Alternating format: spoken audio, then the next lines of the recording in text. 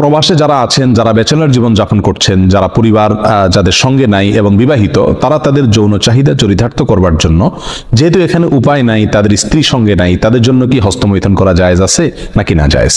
কোরআনে কারীমে আল্লাহ সুবহানাহু ওয়া তাআলা বলেছেন, ওয়াল্লাযীনা হুম লিফুরুজিহিম হাফিজুন ইল্লা আলা আজওয়াজিহিম আও মা মালাকাত আইমানুহুম ফাইন্নাহুম গায়রু মালুমিন ওয়া ফামান ইবতাগা ওয়ারাআ যালিক ফাউলাইকা হুমুল আদুন। তিনটি আয়াত আল্লাহ তাআলা বলেছেন, কৃতদাসী এবং নিজের স্ত্রী, এই দুই শ্রেণী ছাড়া, এই দুটি ক্ষেত্র ছাড়া অন্য কোনো জায়গা যাদের লজ্জাস্থানকে তারা ব্যবহার করে না, সেই সমস্ত লোকেরা সফল মুমিন, তারা সার্থক মুমিন।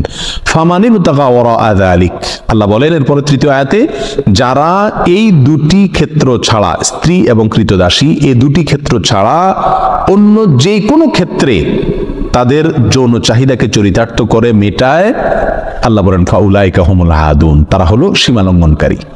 তাহলে এই আয়াতের আলোকে পরিষ্কারভাবে একজন মুমিনের জন্য হস্তমৈথুন করার কোনো অধিকার, কোনো সুযোগ, কোনো অনুমতি ইসলামী শরীয়তে নাই। এটা হারাম এবং কবিরা গুনাহসমূহের মধ্যে থেকে একটি। যারা প্রবাসে আছেন, এমন কোন দেশে যদি থাকেন যেই দেশে তিনি তার যৌন চাহিদা না মেটালে নিশ্চিতভাবে গুনাহে লিপ্ত হয়ে যাবেন, জেনায় লিপ্ত হবেন, কারণ সেখানে জেনার অবাধ সুযোগ রয়েছে, এরকম যদি পরিস্থিতি হয় তাহলে নিজেকে রক্ষা করবার জন্য, অর্থাৎ বড় অপরাধ থেকে অপেক্ষাকৃত কম বড় অপরাধ যেটা, সেটাই তিনি লিপ্ত হতে পারেন, অর্থাৎ হস্তমৈথুন করতে পারেন। এটা কোন কোন উলামা ইকরামের মত। অবশ্য অন্যান্য উলামা ইকরাম বলেছেন সর্বাবস্থায় হস্তমৈথুন করা কি হারাম। এই জন্য প্রবাসে যারা আছেন তাদের উচিত এই অপরাধ থেকে বেঁচে থাকা।